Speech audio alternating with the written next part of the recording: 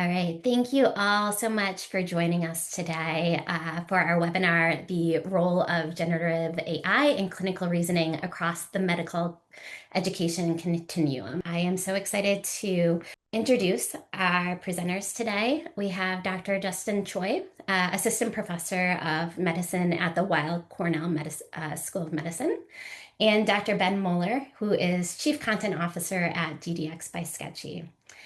Just a few details to get into before we start the webinar. The session is being recorded, and we'll send the recording to all attendees following the webinar. And we encourage you to share this with all of your colleagues that you think that might be interested as well. Please ask questions anytime using the Q&A, and we will be sure to get to them at the end. If we can't get to all of the questions, we will be sure to follow up with you after the webinar itself. The webinar will be, the presentation will be about 45 minutes long, and then we'll try to save 15 minutes to get to the questions. So with that, I will pass this on to Dr. Choi. Thank you, Hillary. Do you mind giving me an okay that you see my shared screen? Yes. Okay, thank you. Well, thank you for the introduction and to Sketchy for the invitation to speak today. I want to first start with a disclaimer that I'm not an expert in AI and don't have a background in computer science, and acknowledge the great uncertainty around generative AI and what the future of our professions and education really looks like.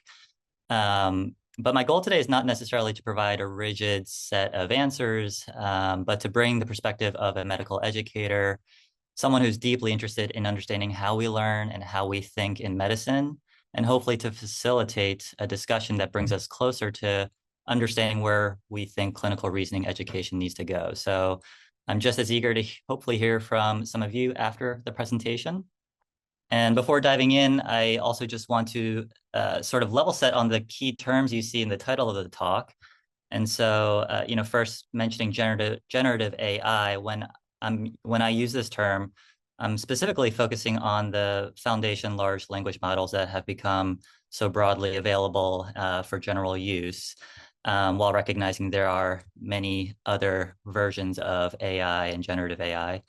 As far as clinical reasoning, I view this in the broadest sense and defined as really any of the thinking or decision-making processes involved in patient care. So whether it is in diagnosis, which tends to be the focus of clinical reasoning, or whether it's in treatment decisions, I think we're talking about more broadly how generative AI is going to be influencing the way we think and make decisions in all of patient care. And finally, I hope what we discuss will be broadly applicable across the continuum, so to speak, and recognizing there is not just within the medical profession, but also across other different health professions. So as we go through the talk, I encourage you to think about how this might resonate or not resonate within your specific context. And again, would love to hear from all of you. So with that, here are my disclosures. I serve as a consultant for Sketchy, and I'm also a site co-lead for their Catalyst grant program. That said, the content of this presentation is strictly my own. And also in the spirit of today's talk, I want to note that all of the images and illustrations you'll see were created using Google Gemini. So first, I thought I wanted to start framing our discussion around a common tension I think many are feeling with the increasing capabilities of generative AI. Questions such as how will our profession change? How do we train a future generation for a profession that might be very different than the one we entered? And I think the tension is particularly palpable for clinical reasoning or things like diagnosis, as discussed in this recent op-ed by physician writer Drew Kular in The New Yorker, because clinical reasoning is so core and essential to our professional identity as clinicians. And so I think we're really forced to consider not only the consequences of this technology for clinical reasoning, but even asking bigger philosophical questions of, what are doctors for? What are clinicians for? Clearly there's a lot of conversation already happening around this. So with that, here are my objectives. First, we'll review clinical reasoning theory in order to understand the potential role of generative AI in clinical reasoning. Then we'll discuss both the promise and also the risks of using large language models for clinical reasoning. And finally, we'll explore implications for both education and practice. All right, so to help us understand clinical reasoning, we can look to theory on how humans think, drawn from cognitive psychology. And perhaps the most dominant theory applied to clinical reasoning for the past couple of decades is dual process theory. And I would guess that this model of clinical reasoning is familiar to most in this audience, so I'm not going to spend a whole lot of time going through it, but just to say that we as humans have two distinct modes of thinking called system one, which is our fast intuitive thinking, largely based on pattern recognition, and also system two thinking, which is our slow and more analytic thinking. And this theory has been used to teach clinical reasoning now for at least the past decade or more. But the major limitation of this approach is that it really only explains how clinical reasoning works within the individual mind. And certainly our understanding of clinical reasoning and the theory has evolved to recognize that our thinking is also influenced by the context and environment around us. And so there are several what are called macro theories of clinical reasoning discussed in the literature. And I want to focus on just one that I think is particularly relevant when we think about generative AI, and that's known as distributed cognition. So distributed cognition is a theory developed by Edwin Hutchins based on his ethnographic work in the 1980s when he observed how Navy ships navigate in a busy harbor in the real world. And he describes this theory in quite great detail in a seminal book of his called Cognition in the Wild. Now, you can imagine how navigation is a kind of complex decision making, like clinical reasoning is, that must account for lots of dynamic variables. For example, the weather and water conditions, or passing of other ships, both large and small, or the geographical layout of the harbor itself. And what Hutchins discovered when he was observing ships navigate through harbors was that the information processing was not confined to the internal workings of an individual or even a few individuals, but instead was distributed across both individuals and the tools that they used and the environment around them as part of a larger complex system of information processing. And so when we apply this distributed cognition framework to clinical reasoning, this is how it can be portrayed. So this illustration essentially breaks up the system into three primary components. In the top left, we have individuals, each with their own internal cognition, but certainly relying on communication and interaction with others to not only share information, but to build shared mental models and collaborate in decision making. And certainly who we communicate with and the nature of those interactions will influence the ways in which we think. The second component is on the right, which includes the tools at our disposal, or what are also called artifacts. And in medicine, we can think of the electronic health record and how we process information through that medium, whether it's how we visualize our data or how we structure and share our notes. This tool and other tools are very integral into how we think and make clinical decisions for patients. And the third component of this framework is the surrounding environment. And that's anything as far as the context or the location or time constraints imposed on decision making, and even larger cultural factors or social norms that influence the way we think. And so as our clinical environment has evolved, so too has our clinical reasoning processes. And as a simple example, the shift sort of away from the bedside to the charting room has really led to increasing reliance on technology and perhaps more emphasis on objective data and pulled us away from more narrative reasoning at the bedside. So if we think about clinical reasoning in the real world, or in the wild, as Hutchins puts it, using this distributed cognition lens, we can ask ourselves where we think generative AI will fit in. And I would argue it will eventually be integrated in all three components. So certainly as it exists now, it's a very powerful tool that process information much faster and at unprecedented scale than tools before it. But it is also behaving as sort of an agent, as it's called, in that it's using natural language, it's very interactive, and can actually generate recommendations for us, much like our human collaborators do. And as generative AI becomes more ubiquitous, and it will increasingly become part of the environment, and that will inevitably likely shape our clinical workflows and even greater social norms of how we practice medicine. So we'll come back to distributed cognition, but first, pivoting a little bit from the theory to practical applications. This is just a brief summary of some of the latest evidence for large language models being able to demonstrate expert level performance across various clinical reasoning competencies. And I'm sure many of you are already aware of some of these studies. For example, studies that have shown large language models really excelling at diagnostic accuracy or generating differential diagnoses in complex cases at levels that might even exceed human capabilities. They also perform well in tasks that humans historically struggle with, such as estimating pre and post-test probabilities of disease. And there's also evidence that exists in other areas of clinical reasoning, such as management reasoning, medical knowledge recall, and even communication skills, such as building rapport and trust in the diagnostic process.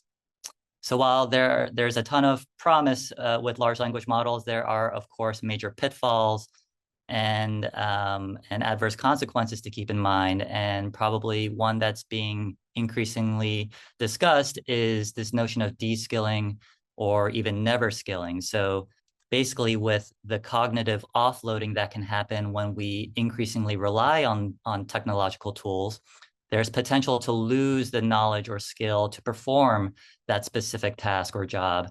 And this phenomenon is known as de-skilling. And this is not a new phenomenon. This exists across industries and even in medicine. For example, with AI-generated EKG interpretations, there have been studies that have shown decline in human EKG interpretation skills because now, for most EKG reports, it comes with a fairly accurate AI-generated interpretation. As we think as educators, perhaps the greater threat to our current students entering training today is the issue of never skilling that might occur as students never or rarely engage in the kinds of clinical reasoning processes that we were trained on if they are now being offloaded to AI. So again, sort of calling for greater urgency to teach these fundamental skills in clinical reasoning to early learners especially. Another major pitfall of large language models as it relates to clinical reasoning is that they can, in fact, amplify bias and noise or otherwise variability in our decision making. And so there's some really interesting work by Wong and Redelmeier that demonstrated LLMs being prone to the same cognitive biases that humans display, and even exhibit them at magnitudes that are larger than those observed in humans. What's even more interesting, perhaps, is even in a follow-up study they did where they prompted LLMs to be aware of their cognitive biases and not fall prey to them, the output still demonstrated the same cognitive biases. So these models are not perfect. And another example is their amplification of existing inequities, largely because they're training on data that has inequity inherently built in. And so we find that it can generate different clinical recommendations for certain patients belonging to different marginalized groups, even though the clinical data itself might be the same. And finally, LLMs are inherently variable, and this includes when they generate clinical recommendations for the same clinical scenario. Studies have shown that they will vary often, both between different models and LLMs, and also within the same model. So this is actually an inherent feature of large language models in that it's random and stochastic to an extent. As users, we need to be aware of these features and potential consequences. All right, so a bit of a whirlwind as far as some of the strengths and limitations of large language models for reasoning. But now let's discuss some of the implications for both education and practice. And I want to focus on three things: how we might use generative AI as a clinical reasoning coach for learners, how we might use it to enhance clinical reasoning assessment, and then what all this might mean for trying to improve patient care in this new era of generative AI. So as far as teaching clinical reasoning, we come back to dual process theory because this has really informed current educational practices around teaching clinical reasoning. And we don't have the time to discuss in detail these various strategies, but if you're not yet familiar with concepts that are listed here, I would point you to Judith Bowen's 2006 landmark paper in the New England Journal of Medicine that introduces concepts such as problem representations and illness scripts. And even before then, Jerome Cassier's influential book called Learning Clinical Reasoning that dates all the way back to 1991. So these strategies based around dual processing have long existed in clinical reasoning education.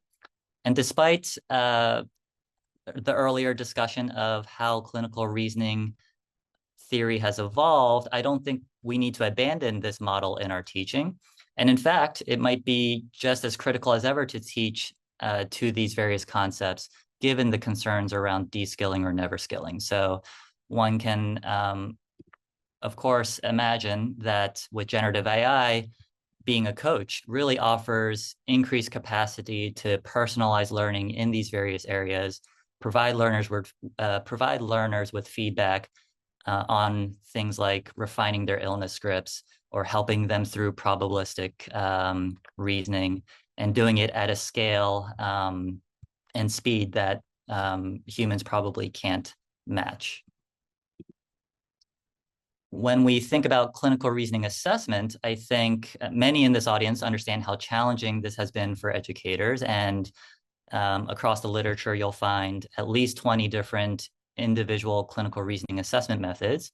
And they sort of fall into broad categories such as observation or workplace-based methods, knowledge-based methods, whether it's multiple choice questions, simulation, certainly, and also more cognitive approaches like think alouds or concept mapping. And each of these methods has a trade-off of certain strengths, but also limitations, and are usually treated as one-off assessments of clinical reasoning. In recent years, there's been a push towards what's called programmatic assessment of clinical reasoning, which is a more systematic approach that's holistic and integrated and more narrative than the traditional one-off and often reductionist approaches to assessing clinical reasoning. And so programmatic assessment is built on principles such as longitudinal assessment or triangulating different sources, using different methods of assessment, and implementing continuous and iterative coaching and feedback for learners. And for more on programmatic assessment, I'll point you to a wonderful perspective piece by Dario Torre and colleagues published in Teaching and Learning in Medicine just last year. Of course, the biggest challenge with this approach is that it requires a significant amount of resources and faculty time. So we as a community haven't really been able to pull this off, so to speak. But now with generative AI and large language models, perhaps we now do have the capacity to really synthesize vast amounts of data on our learners from various sources, and have these models detect patterns and triangulate performance across time, and producing a really rich narrative that is much more understandable and manageable for faculty, while of course having faculty undertaking the verification and editing needed to be able to both serve as formative feedback for our learners and potentially also as summative feedback for more higher stakes assessments and decisions. The last implication for clinical reasoning education that I want to touch on is what this means for the development of expertise. And for decades, cognitive psychology has focused heavily on how experts organize and scaffold their knowledge. So in clinical reasoning, really emphasizing things like building illness scripts and schemas. And with accumulating more knowledge and experience over time, we hopefully become more efficient in applying this knowledge to familiar problems and continue on a path that leads us to what is called routine expertise. But as alluded to before, clinical reasoning happens in a complex environment, one that has inherent uncertainty and ambiguity. And we're often confronted with novel problems that we haven't yet encountered. So in this situation, routine expertise is less effective. And what's really called for is innovation in our thinking and the kind of expertise that's needed for environments with complexity or uncertainty is what's called adaptive expertise, where experts not only apply knowledge, but they're able to generate new solutions and thus also balance both efficiency with innovation.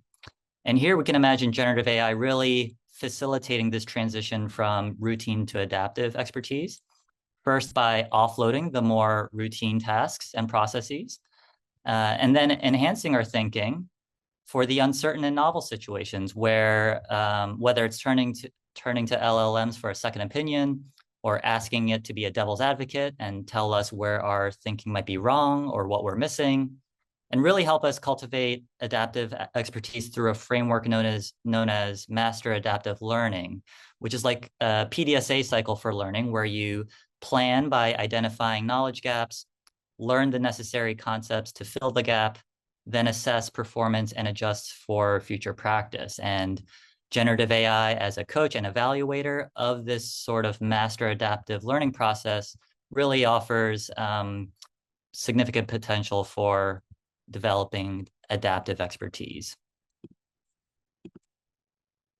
All right, so finally, a reflection on implications of generative AI for improving patient care. And it brought me to this metaphor of how apparently there's an existing and rising backlash to advancing technology in younger generations.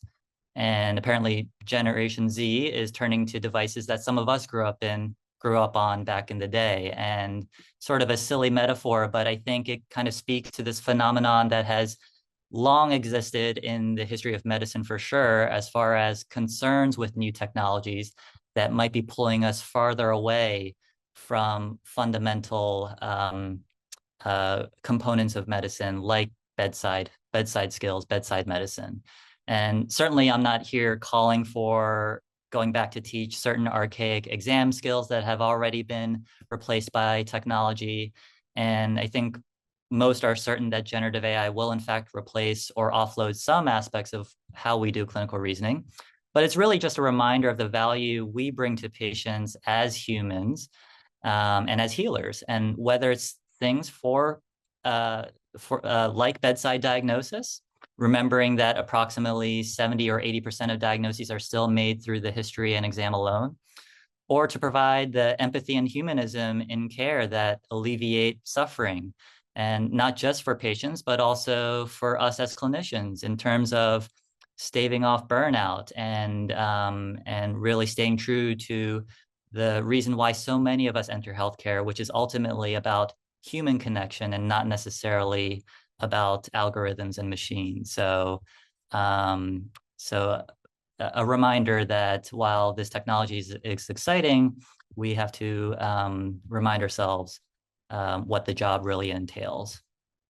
So I want to end by a few future considerations for ongoing work in this area and bringing it back also to our theory of distributed cognition and some of its central tenets. So first, we must shift our unit of analysis from the individual to the system.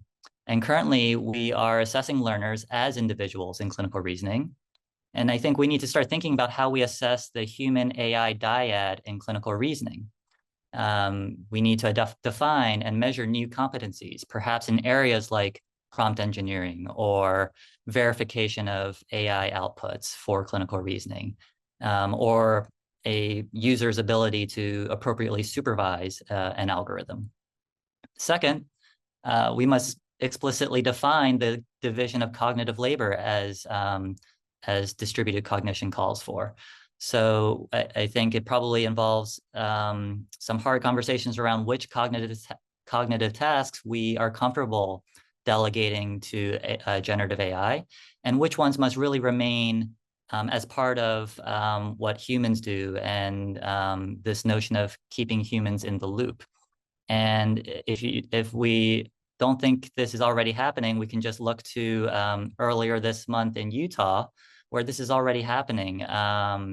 Utah, I think, has partnered with an AI platform called Doctronic to renew medication prescriptions autonomously. So certainly this sort of division of cognitive labor is already occurring. And finally, we must examine the social organization of our cognitive system, so to speak, and really asking, where does generative AI fit in this cognitive hierarchy? Is AI a subordinate that we supervise? Is it more of a peer that we collaborate with both in shared and unshared tasks?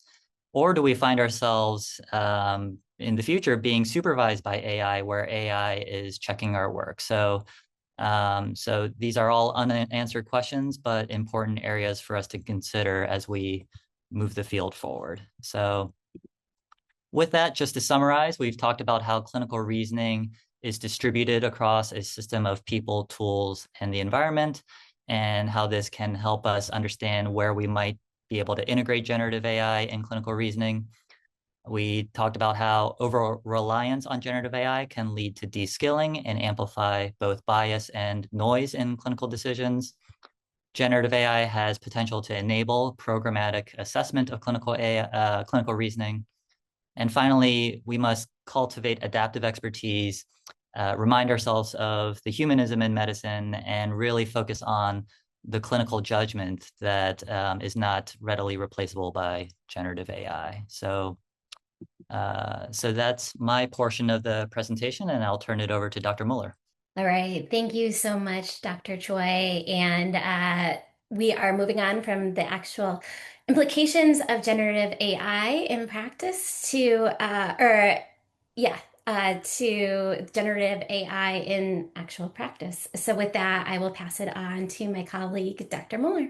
Thank you both, and thanks, Justin, for an awesome talk about what I think has been on a lot of people's minds over the past year or more, as generative AI has become a bigger part of both our daily lives and, of course, of the practice of medicine. And so, if you've heard of Sketchy, you probably know us from our cartoons for microbiology, but for the past year or 2 years, we've been focused very much on these questions that Justin raised today. How do we teach clinical reasoning? How do we enable our learners to become better clinicians in the era of AI? And so we've built this platform, DDX, and I think the two phrases right at the beginning of that little blurb are both important. It's clinician built, so this is built by experts, meaning every component, every facet of the platform has been touched by somebody who practices medicine. And it's AI powered. And I think that gives us a ton of the sort of flexibility and opportunity that Justin alluded to. There's a large library of cases, and we offer assessments, and I'll talk a little bit more about both of those and sort of give you a quick sneak peek. And of course, we have a lot of awesome partners around the country who have deployed this already with their students.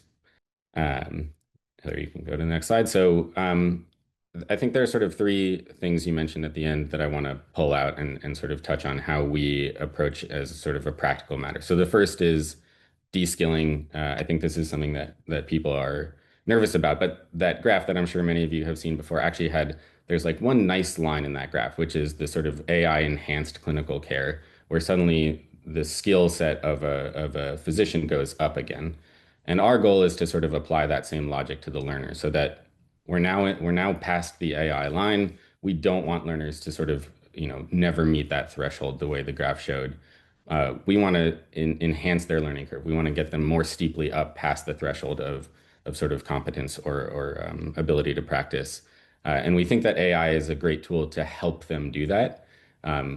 This enables earlier and richer clinical interactions. We can give them comprehensive exposure. And of course, as I mentioned, we have this large library of diverse experiences for them to try out and sort of test their skills against.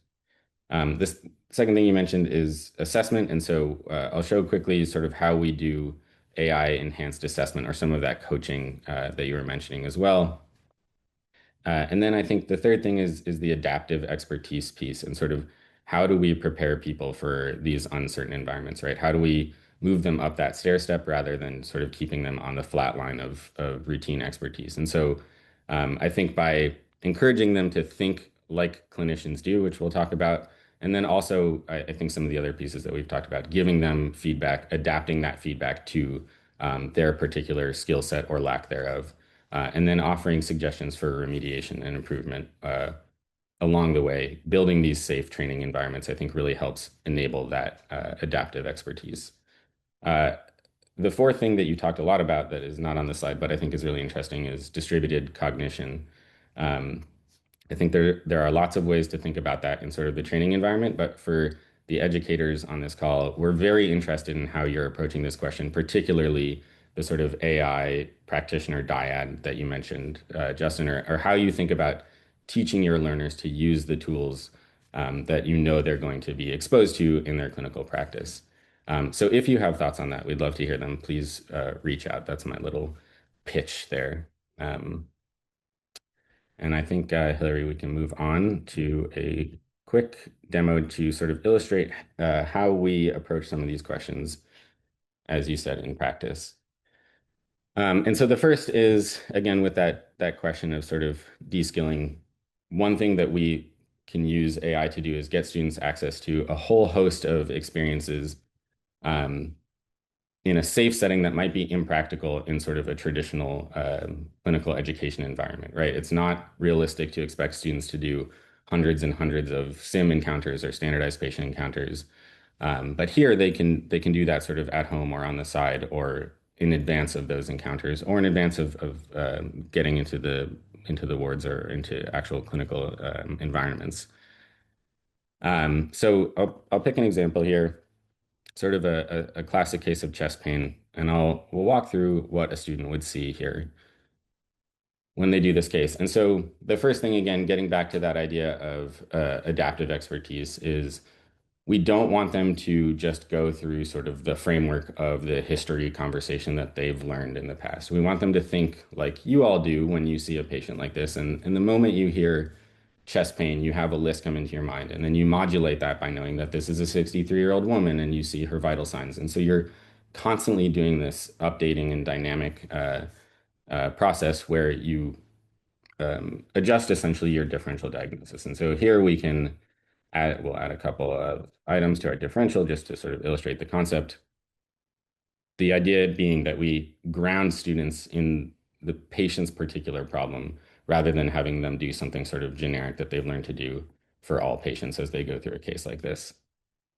And then you have the opportunity to talk to a patient. And again, we're trying to mimic the sort of real world experience of the answer is not on the page in front of you. You have to sort of generate some of this information yourself.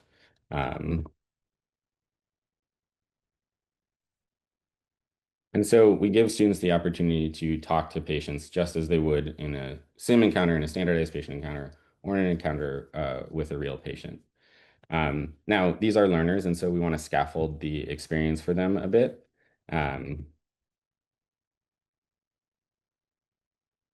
And so we give them some sort of guideposts or signposts. We give them what we call these key findings when they've elicited some information that we think is particularly relevant or important for this particular case. As learners sort of move up that ladder, we can remove some of these scaffoldings. We can remove some of this assistance that we give them and sort of make this experience increasingly realistic. And so you can imagine how you'd go through the rest of this conversation and you'd find out if she has a cardiac history or if she's had leg cramping or whatever sort of the right questions that you want to ask this patient are. And as students proceed through this encounter, we ask them to come back and think about that differential and remind them to, again, do that dynamic process, that adaptive process that you all do sort of implicitly at this point. Students have the opportunity to walk through a physical exam, to present to their preceptor to think through a little bit more carefully the differential. And as they go through each of these steps, particularly with their preceptor, they get that sort of coaching or that feedback that is, I think, the counterpart to adaptive expertise that helps them sort of build that experiential or sort of dynamic learning process that they'll need to succeed. And so you can see, I won't make us go through this whole case here, but you can see up at the top that you'd proceed through what we think is sort of the full spectrum of a clinical case, thinking about what orders we would want to place to work this patient up further, interpreting those orders, and then thinking about how to manage this patient as well as some summary material at the end. Um, again, these cases are not sort of on rails. Perhaps the patient is obtunded or for whatever reason can't communicate with you. So you might talk to your family member, so their family member. So even from the beginning of the case, we want to change things up and make this experience, again, move away from the routine and get them in the mindset of having to think adaptively. Um, you talk to many different kinds of healthcare providers throughout these cases. Again, building that model of teamwork and learning that is part of distributed cognition. And then at the end of the case, and I'll sort of skip ahead to the punchline here, we provide a robust narrative feedback as well as an evaluation on their clinical reasoning abilities. So again, using, as Justin mentioned, an AI tool to provide that coaching, to provide that sort of personalized, specific feedback to this student's efforts, again, at a scale that is sort of unrealistic to do in a traditional clinical education setting. So you can see sort of across the spectrum of this case, we offer feedback and guidance. And then, of course, for faculty, you can go back and look at your whole cohort and see sort of how students are doing across the board, where you might want to spend some time focusing, and tie those to relevant competencies for your particular area of practice. So I'll stop there, but and we can take some of the questions that have already been coming in and open the floor for more. But I want to highlight how a lot of what Justin talked about, we've really sort of put into practice here and give you the opportunity to hopefully prevent that de-skilling problem, to teach that adaptive expertise, and to provide students with that robust coaching and assessment using these AI tools. All right, thank you so much for that walkthrough, Ben. And just a quick plug that this webinar is the first part of a three-part series that we are hosting on generative AI and the use of it in clinical reasoning. So we will be hosting our next one on Monday, March 9th at 1 p.m. Eastern Time, teaching clinical reasoning in the age of AI, evidence-based strategies for education. And our presenter will be Dr. Verity Shea, professor of medicine at NYU Grossman School of Medicine. So please keep an eye out. We will be emailing out the registration over the next week or so, and we would love for you to join us. Also, if you are interested in trying DDX by Sketchy out yourself, we offer a free trial. So just follow the QR code right here, and we'll get you signed up and you can test out the platform yourself.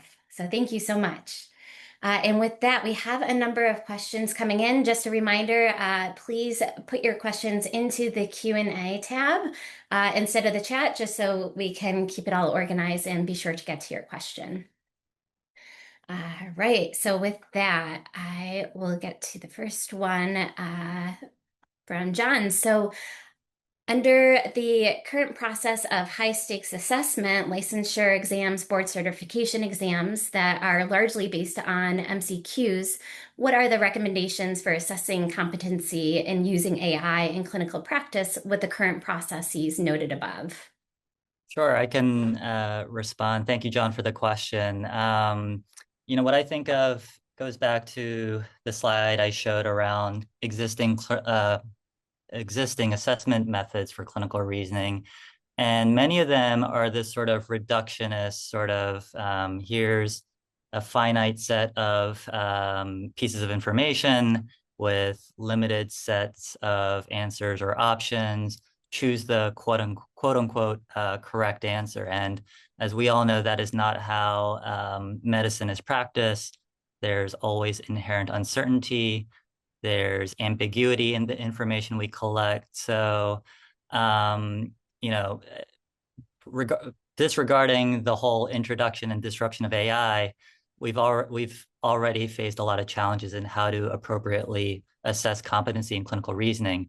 Now add the additional layer of complexity with AI, and this is where we need to really define what competencies are of interest. And I certainly don't have the answer to that, but what I think of are the kinds of things we presented in the slide deck, which really speak to understanding how these models work, what are its limitations, such as introducing bias or being unreliable and inconsistent in their outputs, and how us as humans have a responsibility to use these tools responsibly. So lots of work needed in the area of AI-based competency assessment. It's a great question.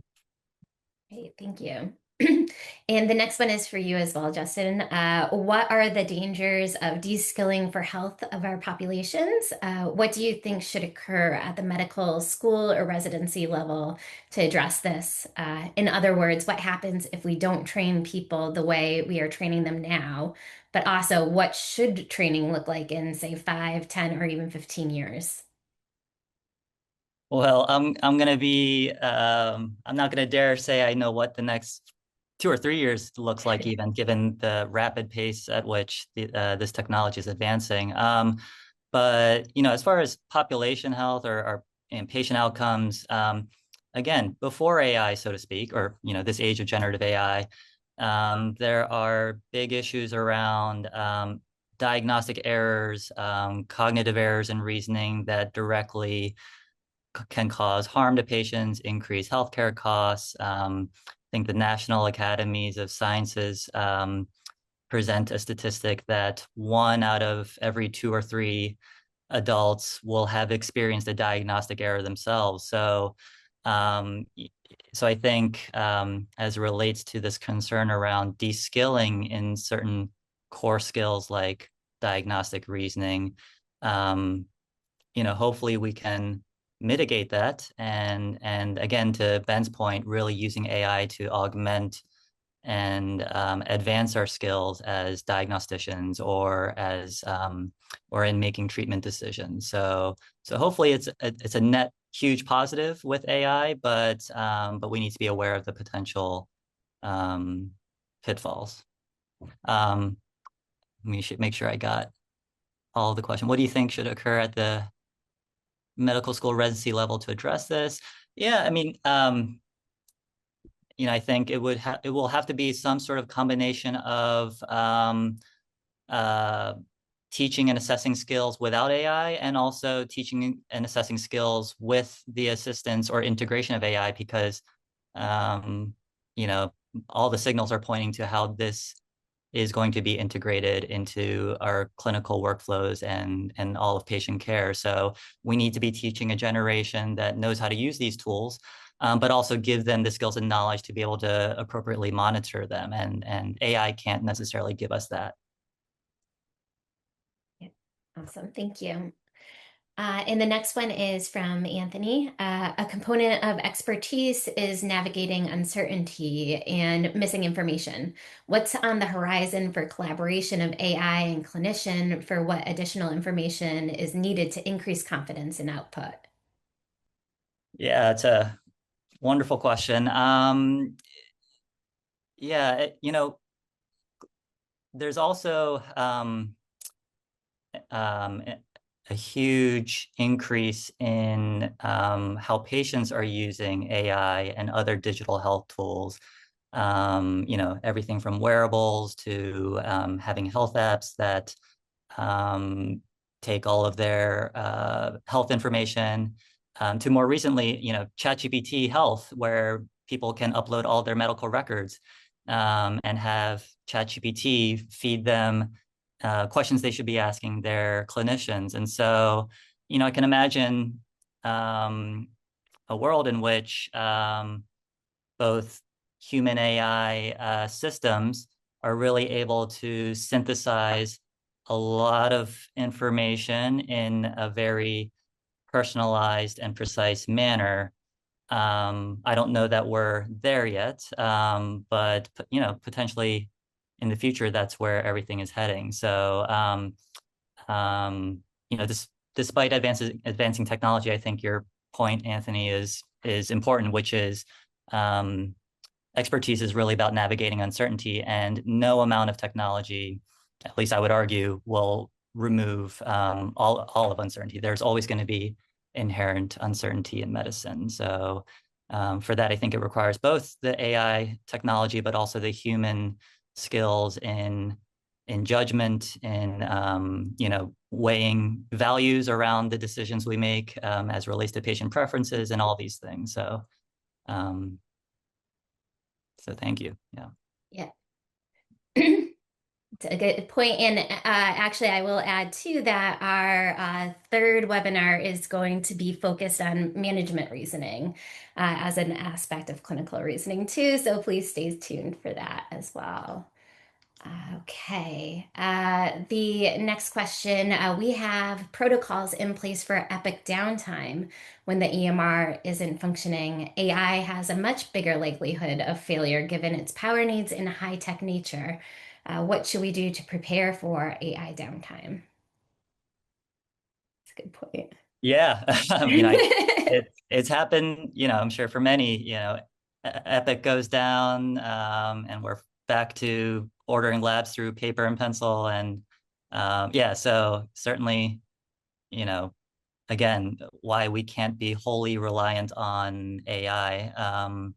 And so to prepare for that, making sure we're still training on foundational skills in medicine, so that we're prepared for that. And again, speaks to adaptive expertise, which is you don't know what the future holds, and our environment is very unpredictable, and an algorithm won't tell you how to navigate that necessarily. I think of this to some degree as the calculator. I think in my mind, I sort of formulate this as the calculator problem, where we invented calculators, but we didn't stop teaching students math. And part of that is because you have to know when you put something in the calculator that the answer you get out is like roughly right or what you expected or makes some intuitive sense somehow. But it also means that when your phone battery dies, you need to be able to calculate a tip at a restaurant or something like that. And so I think having the fundamental skills is extremely important for this and for many other reasons that Justin has talked about. Great, thank you. Okay, next is from Jeffrey Wagner. So thank you, Dr. Choi and Dr. Mueller. The role of AI in clinical decision making is often portrayed as improving diagnostic utility, leading to better outcomes. However, given the incentives of health systems in the US to optimize charge capture, how do we prevent AI implementation from molding clinical decision making into something overly focused on extracting dollars? Well, Ben, feel free to help me on this one. It's certainly above my pay grade. One thing I'm thinking of, though, is sort of the incentive structure or kind of motivation behind how these models are engineered, and largely at this time driven by computer scientists and people in the technology sphere, and not yet as much, though there's obviously a lot of collaboration between tech and medicine and scientists. But yeah, making sure we're designing these models in a way that hold true to our core values in medicine, that goes, far beyond revenue generation, and more about patient values, patient preferences, meeting their concerns. So yeah, I think that's a very complex question that deserves a lot of attention. Yeah. Yeah, I think with that, I don't want to be too cynical, but I do think this is a very astute question. And I think it sort of comes back to the same thing we've been saying this whole time, which is you can absolutely expect that the incentives will push these models into making decisions that extract dollars down the line as one way that you will have to think critically about the model's output and sort of what its suggestions are, whether that's hallucinations or this kind of built-in decision making or whatever process it is, enabling physicians or other clinicians to have the clinical reasoning and sort of critical thinking abilities to take these data points into account, but not just sort of follow them blindly, I think is going to be imperative. Okay, moving on. I think, Ben, the next few are around the DDX platform, if you want to address those. So one is, does the learner see that a response is identified as a key finding? Yeah. Yeah. So great question. So the way you saw it, they certainly do. What I was sort of demoing there was what the student would see as they go through a case.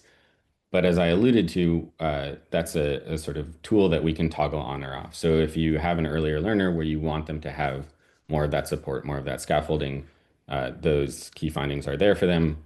If you have a more advanced learner where you want them to have that more realistic experience, you can turn them off so they don't see the key findings or how many there are as they're going through the encounter. Okay. And then the next one on DDX is cases. How is the clinical reasoning score generated? Yeah, so we have models behind the scenes that sort of read everything that the student has said in the conversations with the patient and with their preceptors. Over the summer last year, we got a group of education faculty from around the country together and went through a really robust process of putting together a rubric that we use as the foundation of that assessment score. So based on that rubric, and you can see the rubric on the site, we sort of grade or evaluate each component of the case, provide feedback, and then calculate that clinical reasoning score, and then sort of generate an overall score based on each subcomponent. And can the learner speak directly with the avatar, or is it text only? If speech is possible, does the AI also give feedback on the conversation in words or phrases used? And And then along I with think, that, it yeah, asks to demo the voice mode interaction too. yes, I'll take both of these together. Yeah. So yes, you can speak to the avatar and they speak back to you.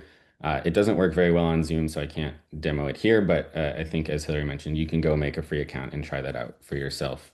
Um, does the AI give sort of communications feedback? Let's say generally not today, but very shortly we'll start offering the ability to get feedback on the way that you've interacted with the patient, the words, the phrases, how did you introduce yourself, sort of the core components of communication, as well as some more specialized scenarios like delivering bad news or de-escalating a patient or getting a surgical consent or something like that. Great. All right. And I will be sending the link again in the follow-up email with the recording and slides. So if you didn't get the QR code when it was on the previous slide, just keep an eye out for that email and there will be a link there too. Thanks. All right, so next question is, I teach OMFS and dental residents in clinical reasoning from data. Explain from their background in anatomy and physiology and then rank order differential diagnoses. Then I push them to request on one test that will re-rank their differential before action.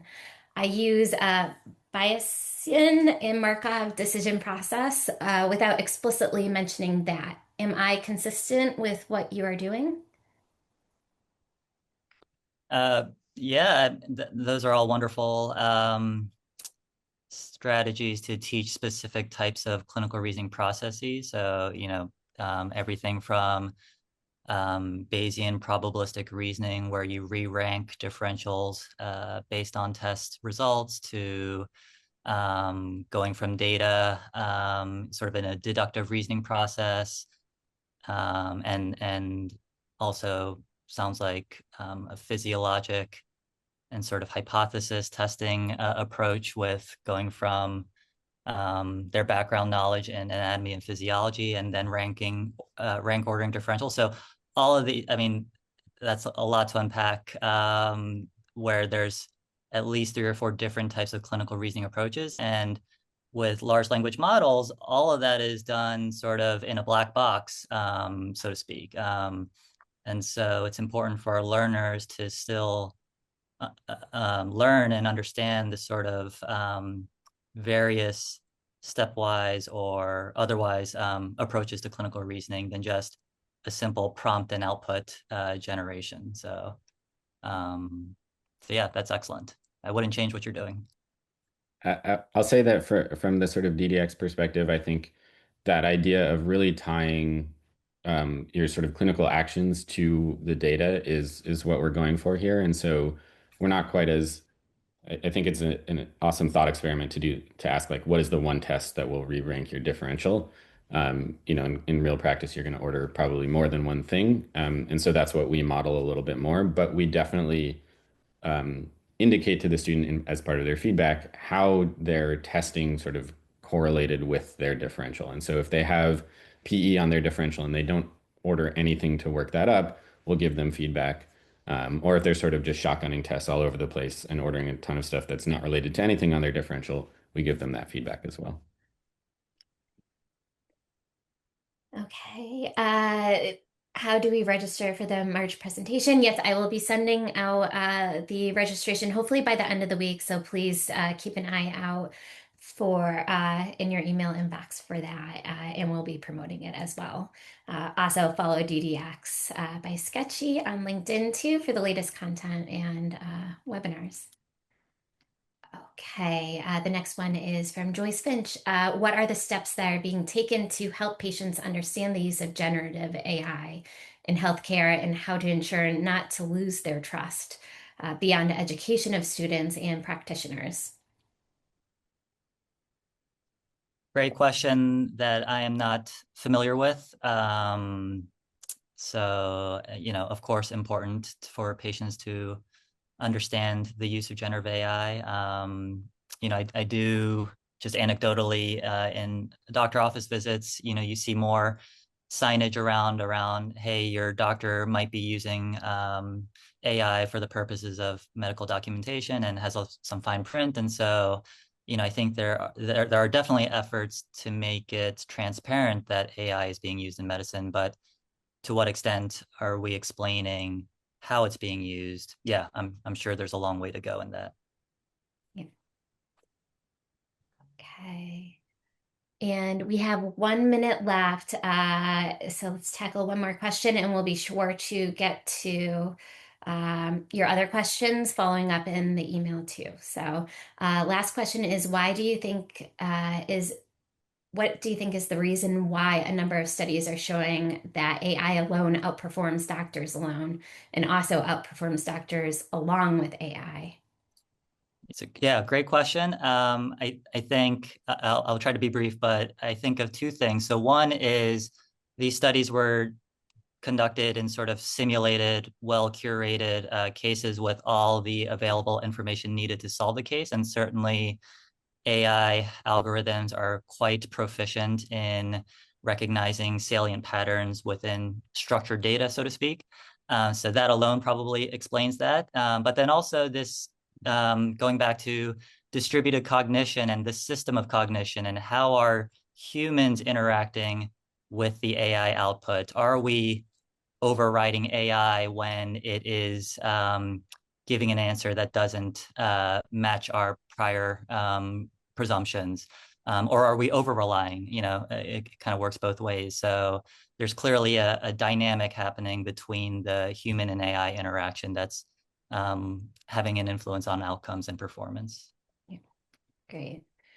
Well, I think that's all the time that we have for today, but thank you so much, Dr. Justin Choi and Dr. Ben Mueller, for presenting today. And thank you all to the attendees for joining us. I hope for the folks that were impacted by the storms this past weekend, hopefully you're staying warm and cozy inside. And thank you for joining us today. I will be following up once again with the recording and slides. And for that, link to register for our next webinar focusing on generative AI and clinical reasoning. So thank you so much. Take care.